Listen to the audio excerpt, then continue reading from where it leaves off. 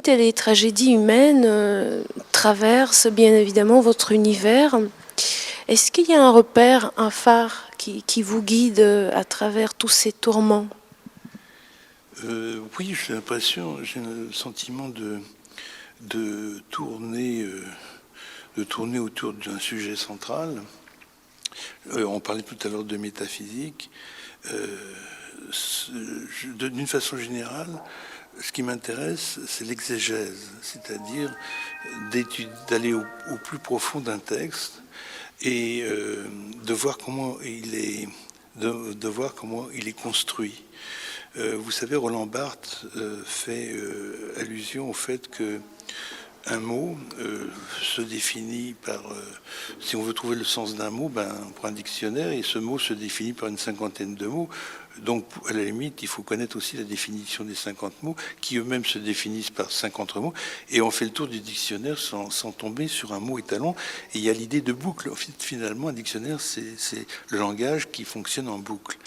Et cette idée de boucle est quelque chose qui d'ailleurs, je trouve qu'aujourd'hui, entre la main de la préhistoire, la main de l'homme de la préhistoire, qui est une sorte de performance de l'époque, par rapport aux performances d'aujourd'hui ou un acte de Marcel Duchamp, je trouve que la boucle est bouclée, on dépasse tous les supports, l'originalité n'a pas de sens, etc.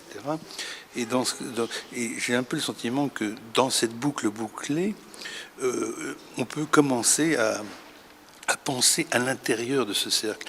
On est un peu condamné, c'est un peu ce que je ressens aussi avec le Faust, c'est qu'on est condamné à ne pas sortir d'un cercle, un peu à l'image de la voûte céleste. On ne peut pas sortir de ce cercle, mais en même temps, à l'intérieur de ce cercle, on peut raisonner, on peut trouver par interprétation des sorties possibles.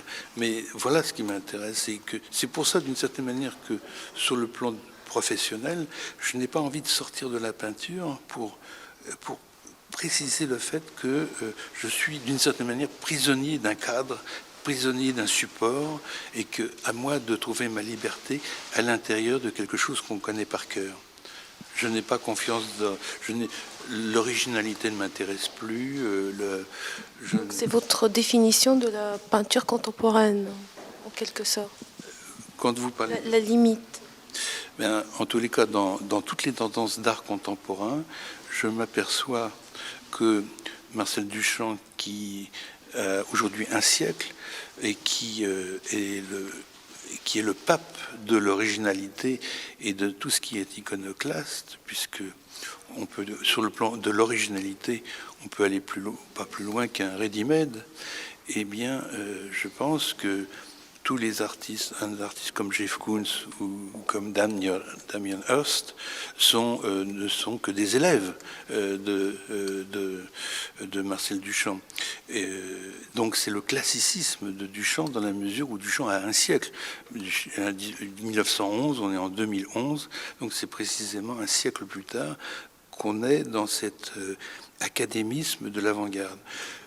Donc aujourd'hui, on est un peu libéré de tout. On est l'avant-garde, on s'en fiche.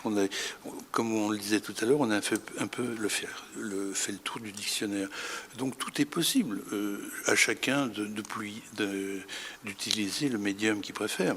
S'il y en a qui préfèrent prendre des tas de gravier pour exprimer leur truc, mais moi, l'originalité perturbe ma lecture.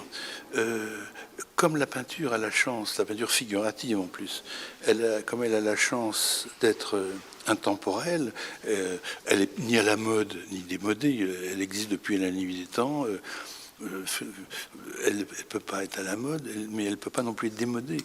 Et c'est cette intemporalité qui m'intéresse, parce qu'à ce moment-là, le sujet est beaucoup plus visible. Si j'étais musicien, par exemple, si j'étais un musicien, je ne me fatiguerai pas à inventer avec un synthétiseur des nouveaux sons, parce que pendant que j'invente des nouveaux sons, je ne fais pas de la musique. Si j'étais musicien, je prendrais un piano ou un violon et j'essaierais de créer de la musique à partir d'un instrument extrêmement classique. Pour moi, la peinture est un outil classique, mais c'est le sujet, encore une fois, qui compte.